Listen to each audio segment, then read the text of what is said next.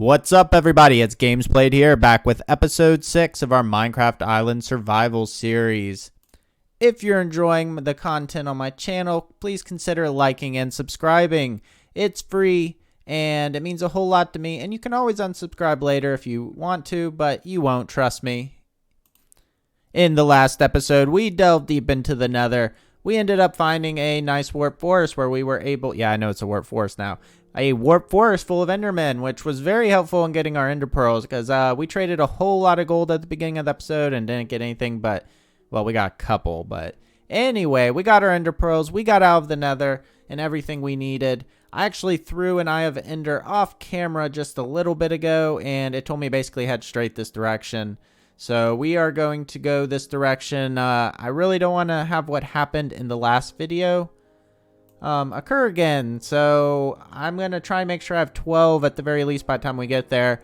My plan, I threw one. I'm gonna go this direction until I hit mainland, and I'm gonna throw another one, and that way I'll know if it's in the ocean or if I need to continue on mainland. I'm just trying to really conserve these things, because last time, if you didn't see, we were we had a glitch happen, but we ended up being 2 pearls short, and we actually left with 16 because we had very, very bad luck with the Eyes of Ender breaking.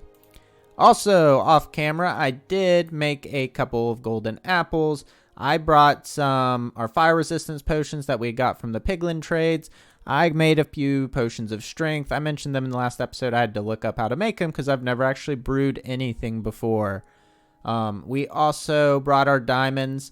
So I'm setting a few rules for once we get on the mainland. I am not allowed to use anything that I come across. If I see I don't know, a villager who wants to trade me like protection for, no, I can't take anything. I can't take any chests from the stronghold.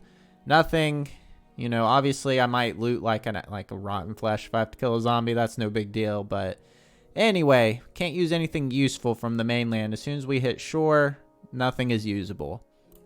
And as you see, this ocean, I was not joking. It is almost 1,000 blocks away from our island to any mainland. It is humongous. I could go north, east, south, or west in any direction and not hit mainland for about this far. You'll see it coming into view fairly soon, and we'll come up on a forest here. So I headed just a little bit into the forest and threw a pearl to see where it said to go. It's telling me to go deeper into the forest, which is actually pretty good. I did not want to have to try and mine in the middle of the ocean. I actually did not bring doors. I brought wood just in case I forgot to craft something, because like I said, my rules, I can't use any of these trees. But anyway, let's go see if we can get that eye back. Actually, I see it floating over there, so we're actually off to a good start. We haven't lost any yet. So I threw a second eye once I got pretty far ways in the forest. It's telling me to head off in this direction, so still must be further away. So I made it to this other body of water. I didn't want to cross it until I found out if it was on this land, and it turns out this is actually my second throw. I threw this one twice and got right here. It looks like it's straight down. Actually, my eye didn't break either. It looked like it went into the ground and disappeared, but it just popped out over here, so not sure if I should dig there or here, but anyway, it should be close enough that we come across whatever we're looking for. So I did what any good Minecrafter would do and dug straight down. Not really. I did the two little chamber method so you don't fall to your death, because there's some big caves with some big drops in this game. But anyway, made it all the way down to Y0 without running into any stronghold blocks, so I was a little confused. Wound up towering back up, and about every 5 blocks I would just like dig in every direction, like 10, and hope I came across something.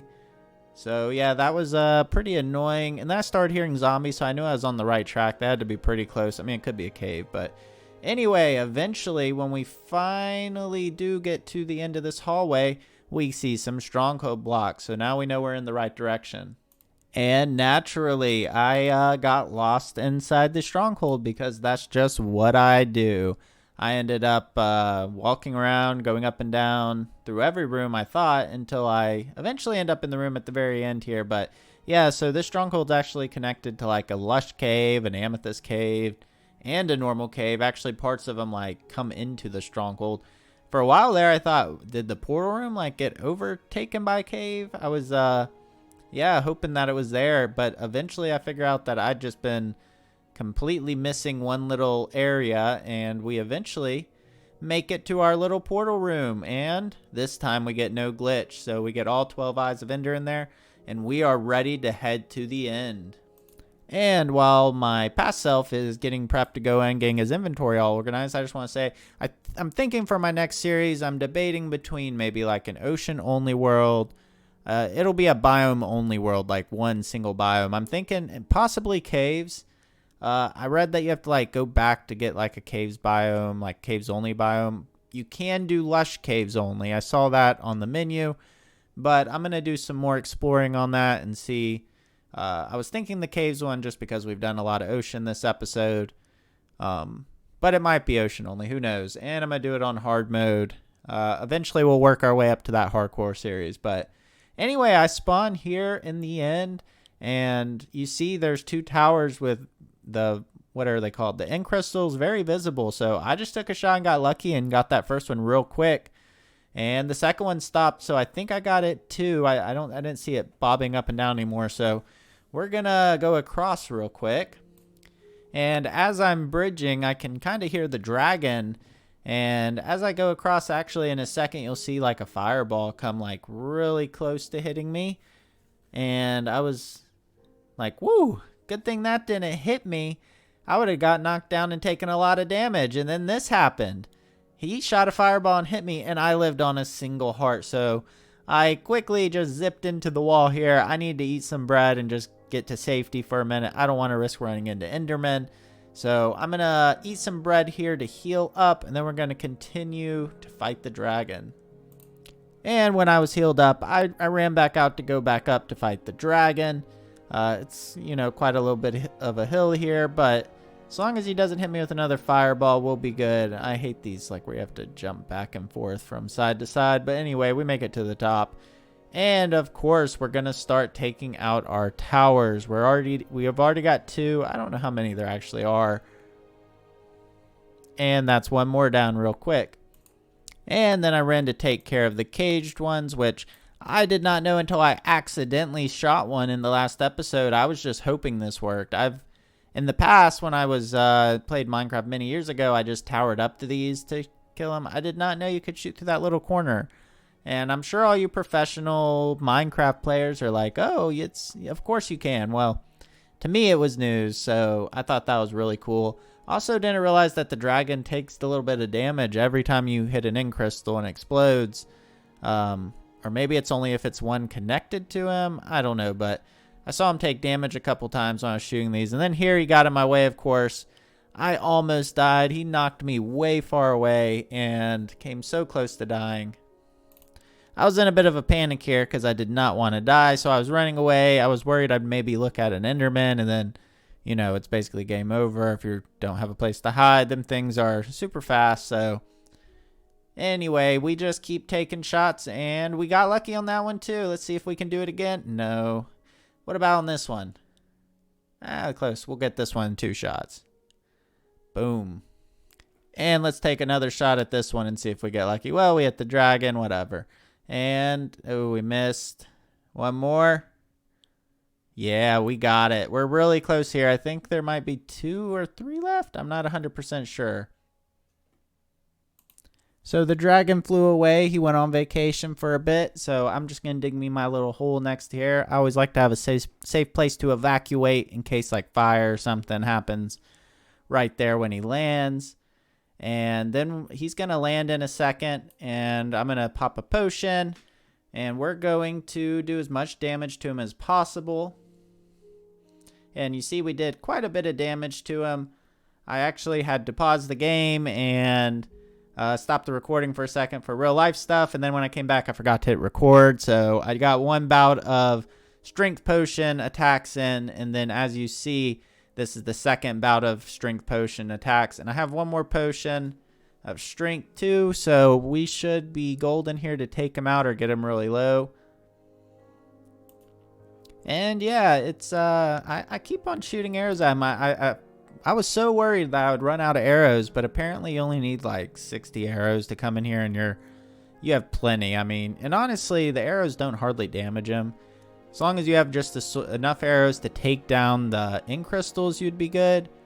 And for me, that would probably be like 40 just in case, maybe 50. And in true Ender Dragon style, he's going to, I always call him the End Dragon, but I guess it's Ender Dragon. In true Ender Dragon style, he's just floating up way too high to even shoot, doing nothing, wasting my time. So yeah, I'm going to give myself another plug. If you're enjoying the video or enjoying any of these series, please like and subscribe. It means a lot to me. And eventually he's going to come down. And one more bout might be enough. I think he's just waiting for my strength potion, but here he comes. I think my strength potion's going to wear off any second, but we're going to see if we can take him out in this one go.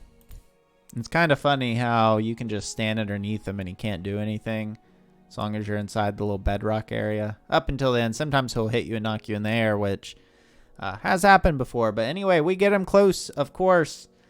You know, that's generally the story. You get him close and then he flies away. But if he lands one more time, he's dead. We're going to try and take him down with arrows, which rarely happens, which we actually got a hit in there. Maybe we'll do it.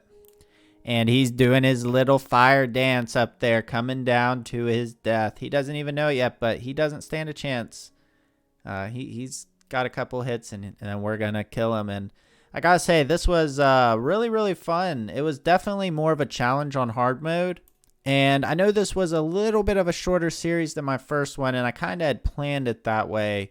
I really just wanted to see what the game was like on hard mode and kind of get a gauge so that eventually when I do hardcore, I kind of know what the difficulty will be like. And I'll probably play in hard mode on any of my subsequent playthroughs.